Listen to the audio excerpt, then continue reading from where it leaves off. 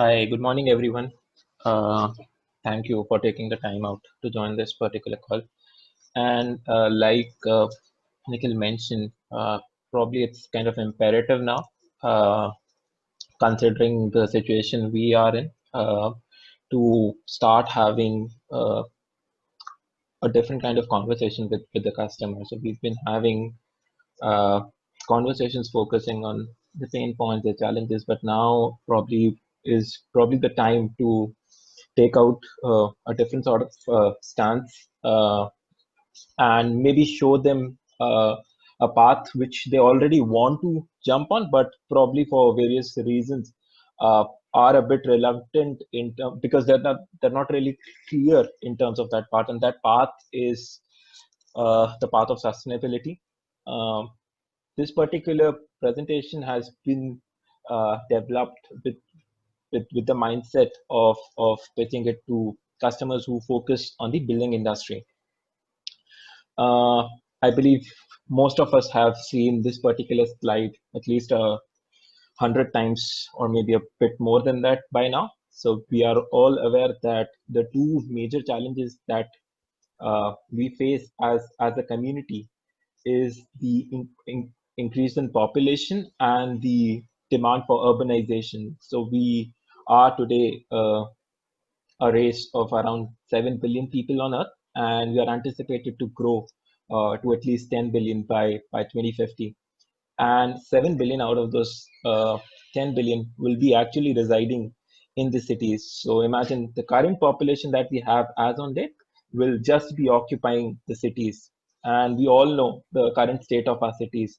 They're already under a lot of stress in terms of the infrastructure that we have currently in place. So we need to essentially ramp up our existing infrastructure uh, to an extent that it can meet that demand of the increasing population and the population influx that we'll see in the next few years. And this is very closer to home in India. We see that the population will almost double itself in terms of the city population or the urban population demand. We'll see almost 70 new cities having at least a million people residing and occupying those cities. So again, a stringent demand in terms of improving up the infrastructure, whether it be in terms of the housing, whether it be in terms of the urban transport that we have for that particular city or that particular town. Uh, and again, when we talk in terms of buildings are one common infrastructure asset which is applicable to all the domains that currently we cater to, whether it be in terms of smart city projects, whether it be in terms of road and rail projects, airport projects, or your typical residential, commercial, institutional building projects, right? So even for your rail transport, you have stations coming up. For your uh, uh, uh, uh, road infrastructure, you have bus stations, toll plazas. So different types of buildings are being developed across the spectrum. And in order to meet these urbanization demands, even the government has come up with various different initiatives. They've started up various different schemes, various different plans and programs to address this growing population demand. So whether it be in terms of having an initiative around housing for all, or Pradhan Mantri Awas Yojana, or station redevelopment program where we are planning to redevelop almost 9,000 stations in the country, or starting up the Udan scheme where we are planning up identifying tier 2 and tier 3 cities, and probably coming up with another 400 stations in the coming years, or in a very short time frame. So again, what we've seen is that there is a stringent focus from the government side also to address this particular challenge of urbanization. But parallelly, what we see is that buildings are one of the major contributors to environmental impact, whether it be in terms of pollution or different. And again, just try to articulate some of the key uh, uh, uh, metrics around the environmental impact. So, for example, 40% of the total energy use of the planet is just spent out in terms of buildings, whether it be in terms of building operations or the construction processes. Buildings result in 38% of the total greenhouse gas emissions. They consume almost 40% of the total raw materials during the construction process. Uh, they are one of the major contributors to environmental waste. And even from a water demand perspective, buildings are one of the major, uh, uh, you know, so buildings actually consume almost 60%, 16% of the total global water demand. So again, across the spectrum, we see building uh, are one of the major source of impact on the environment. So probably what we are already aware of, what we also understand, that there is going to be more and more demand coming up, whether it be in terms of housing projects, whether it be in terms of rail projects, whether it be so whatever area, whatever domain we are catering to, there is the demand is inevitable. We need to develop more, we need to produce more. But what we also need to be conscious of is that we have a depleting, uh, uh, you know, uh, our natural resources are depleting, so we cannot consume or probably uh, uh, be just carefree in terms of consuming the natural resources which we have at our disposal. We need to be conscious for our coming generations, for our future generations. So how do we manage this inevitability of more with the reality of less? Is by looking at the problem through the uh, lens of uh, doing things in a better way, right? Identifying this as an opportunity to better our processes that we currently have. And one of the methods of approaching this better is uh, focusing at it from a sustainability angle.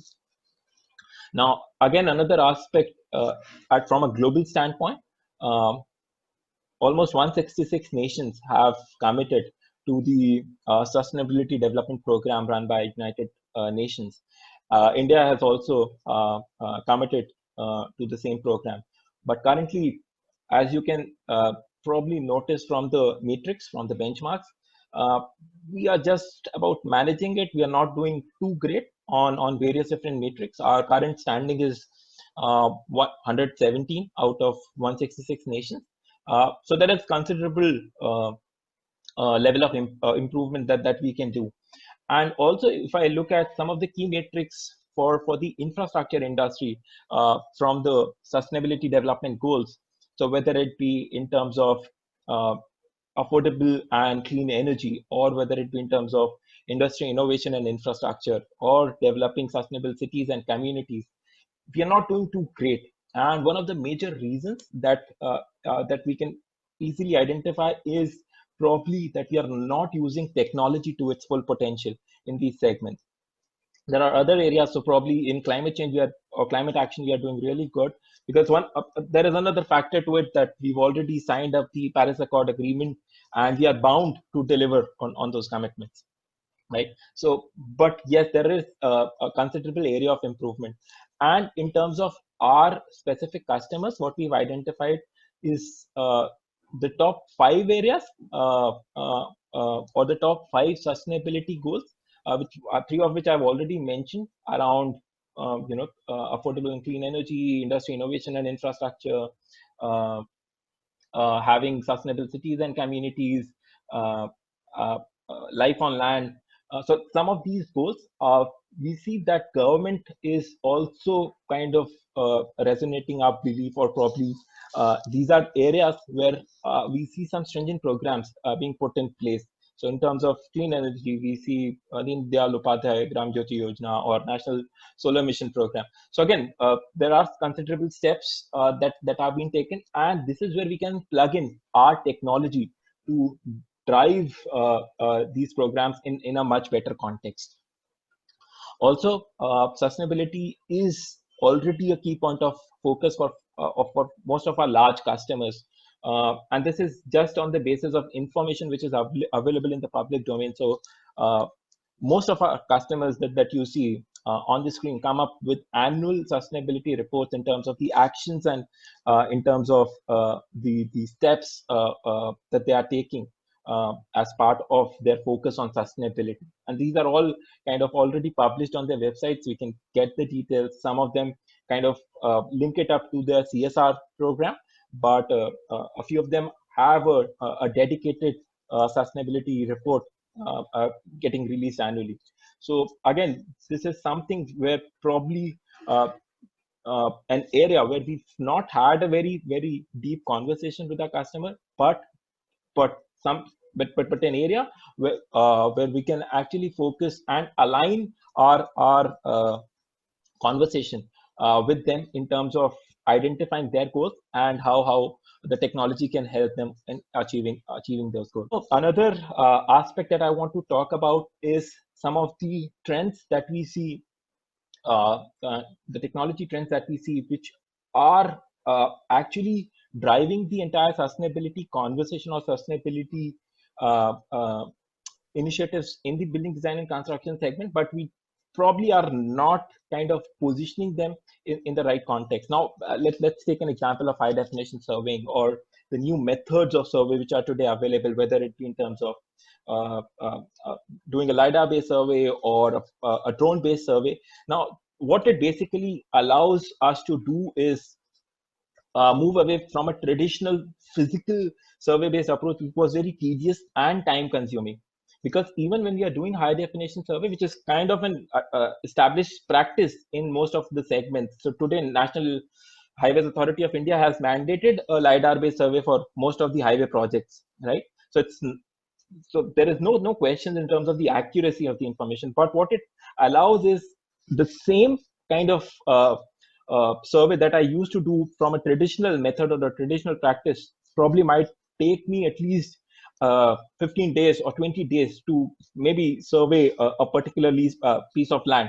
The same piece of land could be surveyed within 2 days or maybe 3 days. So I'm saving a considerable time, considerable effort in terms of both time as well as in terms of cost saving that I can achieve in terms of the resources that are typically deployed for these surveys.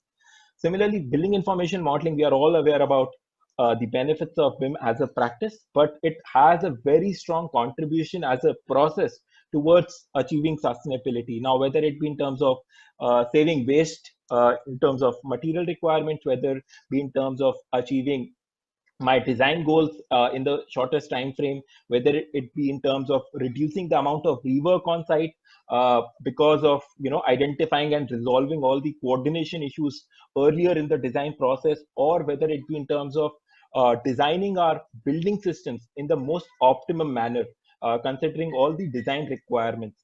So again, building information modeling stringently contributes towards achieving the sustainability goals from a customer standpoint. Also, prefabrication or modular construction plays a key role today because that's one of the identified methods of streamlining the entire construction process. Just taking a quick example of the current situation, or let's say something which happened in the last 4 months. So we were kind of stuck up by the whole pandemic, by the whole COVID situation, and countries like Mexico and China, who had great practices established around prefabrication, were able to come up with hospitals and makeshift hospitals and actual hospitals rather in less than 10 to 15 days time frame. And I'm talking about both the entire design to construction process, right? Just imagine if we are able to deliver projects in that particular time frame, the amount of saving that we can establish in terms of, again, the material, the energy aspect, and the more critical thing probably from a customer standpoint is managing the cost much more better.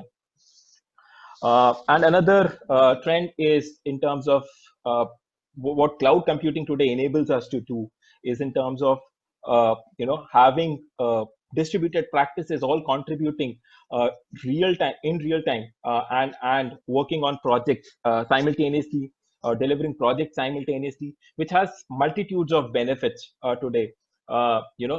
Saves a lot of time in terms of the sharing of information, uh, allows me to make that digital transformation that is much needed. I can completely transform my entire business into a paperless business. I don't need papers or paper documents anymore. I can make use of digital devices to share and consume information.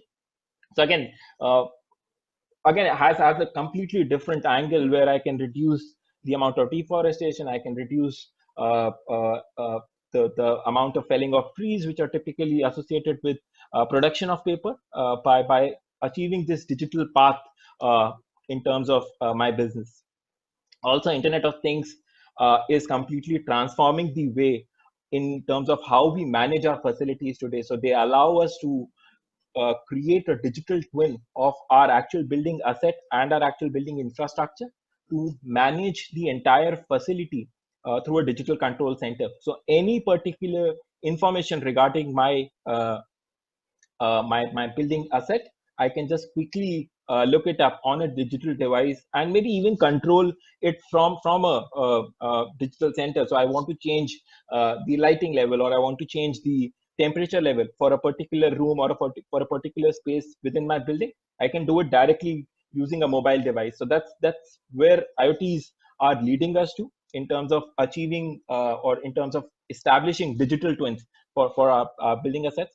And then generative design is completely transforming our whole approach to design, where instead of an engineer or a designer looking at 2 to 3 options and evaluating it based on his experience and judgment, today can just set up the design goals and design constraints, and the application itself will be able to evaluate tens and thousands, from tens and thousands of different design alternatives to give a best fit scenario, to give the most suitable or most optimum outcome in terms of the design alternative that should be chosen. So again, streamlining the process, also increasing the bandwidth that a particular user will have in terms of evaluating different design options, and again the whole aspect is that the time that we save, the energy that we save, the uh, material that we save entirely contributes back to the environment, contribute back to the sustainability aspect. Again, there are various different definitions which are already in place, and I would not want to read it out, but from my perspective, a sustainable building is one which has a minimal impact on environment, which consumes the minimum amount of material, which and again, which is easy to operate, uh, and provides the occupants the best experience in terms of in terms of when they are particularly in that particular facility. So they feel comfortable, they feel uh, uh, uh, from a health standpoint, from and the general environment standpoint. There are different sustainability principles in place, which on the basis of which we gauge how sustainable that particular building is, and those revolve around how how uh, uh, what kind of site selection method we are using, or how we are leveraging the site that we have available in terms of the land parcel, and how we are using that particular site to its fullest potential in terms of reducing the impact on environment, how we are optimizing the energy usage within the facility, how we are protecting and conserving the water consumption, how we are optimizing the building and material usage within that particular infrastructure, and how we are enhancing the indoor environmental quality for the occupants' comfort, and finally optimizing the overall operation and maintenance practice for that building. So, and again, there are very focused sustainability trends which are in place for built environment, and they revolve around net zero energy building design, circular and zero waste construction methods, and sustainable cities and infrastructure. Our larger point of discussion today will be around the building design and construction processes, uh, from an India standpoint, there is a huge focus around green or sustainable buildings. As per a report, the sustainable building market is almost anticipated to double up by 2022. And there are various different factors which were identified basis on a poll or a study conducted by Dodge Data and Analytics in terms of the key contributors or key factors why people uh, adopt or probably focus on green buildings. And some of them are kind of highlighted on the screen. So they revolve around achieving the environmental regulations, having healthier buildings, or probably in certain situations that there is the client demand which forces a particular owner or a particular developer to focus on the sustainable concepts from a building design perspective. And also, some of the people have identified that this essentially, by developing a green building, will contribute majorly in terms of lowering the operational cost of a particular building or a facility. Now, this is one of the major factors because 60% of the actual cost of the life cycle cost of the building comes from just the maintenance cost, right? The entire construction and design process contributes only 40% of the cost. So if you are able to save money, if you are able to save effort in terms of operational cost, I believe that that stringently gives a great return in terms of the investment that we've made. And again, what we've seen in terms of general trends, that people have the perception of people in terms of the ROI or the reduction in operational cost over different timelines has also enhanced over the period of time.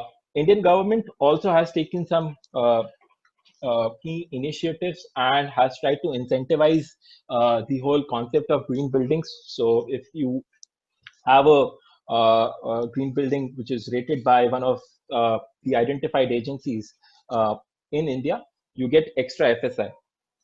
So you can increase your overall footprint. You can increase the overall floor area for your particular building. You get tax rebates. You get exemptions on permit fee. You are able to fast track the environmental clearance, all contributing in somehow probably lowering the immediate first upfront cost, as well as improving upon or upon the whole scheduling aspect of your project, being able to deliver it faster, being able to uh, deliver it on time. So all those factors. So there is a stringent focus around sustainability. Uh, I've just tried to highlight the three key agencies that we have in India who are actually certifying buildings basis different factors that they have kind of basis different parameters that have been identified as key contributors to sustainability. So that is IGBC, GREHA, LEED. There is another one from Bureau of Energy Efficiency. They have their own parameters or they have their own matrix. But if we look at closely at the matrix that all these agencies have identified, these are the 7 key metrics which are every agency is looking at in terms of the overall building design and building performance. So those are sustainable sites, energy efficiency, material and resource optimization, indoor environmental quality, water efficiency, waste management, and construction management. So let's look at these parameters from a design, a building life cycle perspective, where exactly we can impact these parameters and kind of uh, align our technology on and kind of contribute to these parameters in somehow. So if we look at largely from a building project life cycle perspective, we can break the entire building life cycle into three key processes or three key stages rather. So it's the design phase, the construction phase, and the operation phase. And then each phase might have different stages within itself. So like within the design phase, I might have the conceptual design phase, the detailed design phase, the documentation phase. Similarly, during the construction, I might have different stages or different processes. And also in operation, there might be different stages or processes which I'll be working upon at different timelines. Uh, but let's now jump into the technology piece of the discussion. And we start with the initial phase or initial stage of our building life cycle, which is the building planning and design phase. So a typical building design project typically begins by doing a quick feasibility study, of doing a quick site planning of the land parcel that I need to develop. So there are various ways in which our technology can contribute at this particular stage. Like, for example, we can leverage InfraWorks as a core tool to identify and plan out the most optimum site for our building, where we can minimize the land development works required, where we can identify existing urban transport infrastructure, so that we can minimize, because let's say we are working on a totally new greenfield project, and we identify a land parcel where the connections to urban transport is minimum, or there is no connection existing with any urban transport uh, means. So each and every occupant for that particular building, let's say it's an office, will have to use their own private transport, which will again result in higher greenhouse gas emissions. So the idea is that we choose a site in such a way that we have existing urban transport available, through which the occupants can easily commute. Another key metric that can be addressed is in identifying the most optimum building form, identifying the most optimum building orientation, uh, leveraging which we can achieve the maximum daylighting for the building, making use of which we can achieve the maximum natural ventilation, right? Reducing the overall energy demand at a later stage, once the building goes into operation. And another key thing which can be addressed, and which is something we need to focus on, is identifying the existing uh, uh, uh, uh, uh, coverage, the tree coverage for that particular area. So we also don't want to have a lot of deforestation, cutting of trees for a particular. Let's say we are planning a new airport project, or we are planning a new station project, which is considerably large in size, or maybe we are planning a totally new township. So we need to ensure that the site that we are selecting does not have a whole lot of green cover already in place, and which we need to kind of deplete to kind of do all the land development work. So it's always recommended to make use of brownfield. It's always uh, rather than kind of depleting our greener areas, or green coverages, it is always recommended to make use of brownfield. And this is something which uh, uh, InfraWorks as a tool allows us to identify at the conceptual stage. Now, by leveraging all these methods, it is easily possible to at least save 25% of the total energy use of the building, by having the right sort of orientation, by having the right sort of form, by having the right sort of building envelopes in place, having the right sort of building insulation. So all of those metrics can lead to a saving of at least 25% on the total energy use and energy cost once the building goes into operations. Also, the combination of Revit, Insight, and Format can allow us to identify the overall building performance right from the conceptual phase of the design workflow. We can perform the simulations in an iterative analysis, which give us a clear which give us a clear uh, uh, uh, uh, feedback in terms of how we are evolving the entire design process, how we are evolving the entire design in terms of making it more sustainable, making it more green, reducing the overall energy requirement of the building by taking the right decisions. And same way, once we leverage Revit as a core design tool, we can define or optimize the entire uh, uh, water distribution systems within a particular building, make use of the right kind of fixtures, make use of the right kind of equipment, the right kind of systems to kind of contribute, or to kind of design a more optimum water distribution and water sanitary and sewage system. We can recycle the gray water that can be taken once we are leveraging tools like Revit, where we can identify how best we can optimize the system to kind of recirculate the gray water and make use of it for other secondary water requirements, maybe washing, or uh, uh, uh, maybe in terms of irrigation, maybe in terms of just so today we any particular building has a huge uh, uh, uh, lawn, or has a huge park for which irrigation is required. So recirculation can be another method in terms of which we can make this saving, so that we can put in rainwater harvesting methods in place. So all of this kind of these pieces kind of fit the jigsaw puzzle to essentially contribute in terms of the savings that we can achieve.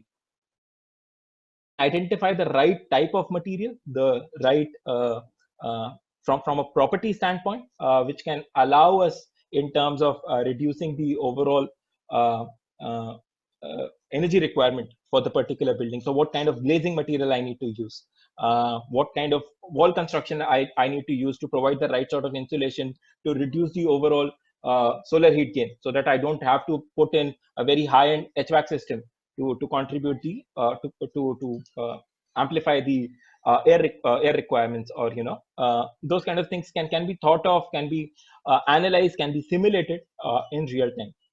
And also leveraging tools like BIM 360 and BIM 360 plan, we are able to monitor our projects in a much better sense. We are able to have all the information available at the right point of time, which streamlines the entire decision making process, so we can take decisions on time. And again, this in a sense reduces, because you have the right materials in place, we can achieve a saving of 25% on the total energy requirement, or in a sense the total uh, uh, life cycle cost of the particular building. Also, another key metric is around the indoor environment quality. So we can perform using Insight daylighting analysis to identify how much of natural daylight I can achieve for a particular floor, for a particular level. Uh, as well as we can identify the right set of using tools like Autodesk CFD. We can identify the airflow path and identify the weather. So in terms of what should be the most optimum positioning for my ducts, what should be the most optimum positioning for my air vents, so that the air from these vents kind of flows to all the areas within a particular space and is not kind of accumulated in a particular zone. So ensuring the thermal comfort for the occupants is another area that can be addressed to a larger extent. Moving to the next phase of the project, which is the construction phase. So how we can manage the entire construction workflows and the field execution workflows. So leveraging tools like our cloud collaboration and coordination tools like BIM 360 Design and BIM 360 Coordinate, we are able to eliminate clashes earlier in the design process. We are able to reduce the amount of rework that is typically required because of these clashes coming to notice during the execution phase. And we are also able to streamline the entire construction schedule by making use of platforms like Navisworks and BIM 360 Plan to adopt lean construction principles, to adopt lean construction philosophy, and ensure that we have the right sort of material, the right sort of resources on the site for smoother execution. We can streamline the entire procurement process so that we don't overshoot our budgets and we adhere to the timelines that are restricted.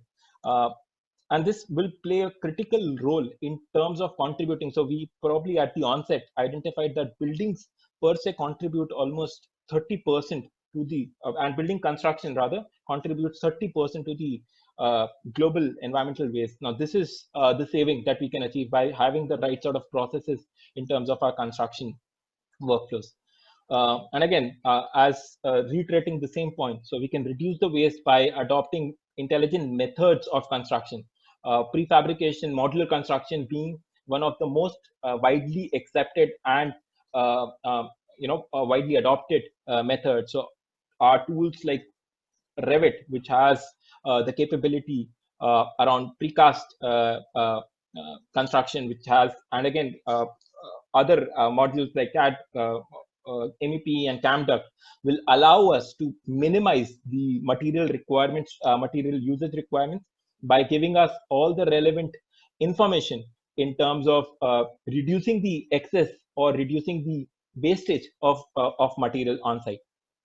And this can again contribute to saving of almost 45% of the material. And again, in terms of process also, by having the right execution process, by having the right supply chain philosophies in place, by making use of the lean construction principles through tools like BIM 360 plan, we can save almost 45% of the because BIM as a process by itself will allow us to save almost 45% of the material waste on site.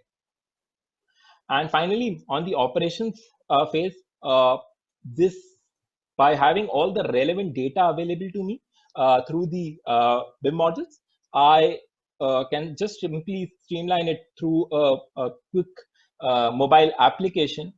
The entire operation can be managed maybe using tools like BIM 360 Ops, where the facility manager can quickly pull out detail to each and every component and equipment within the infrastructure. And maybe if he wants to escalate a ticket, or if he wants to escalate an issue pertaining to that particular component, or if he wants to pull out the detail in terms of who is the respective stakeholder who's responsible for maintenance of that asset, all that information is kind of unified in a simplified interface and a simplified environment.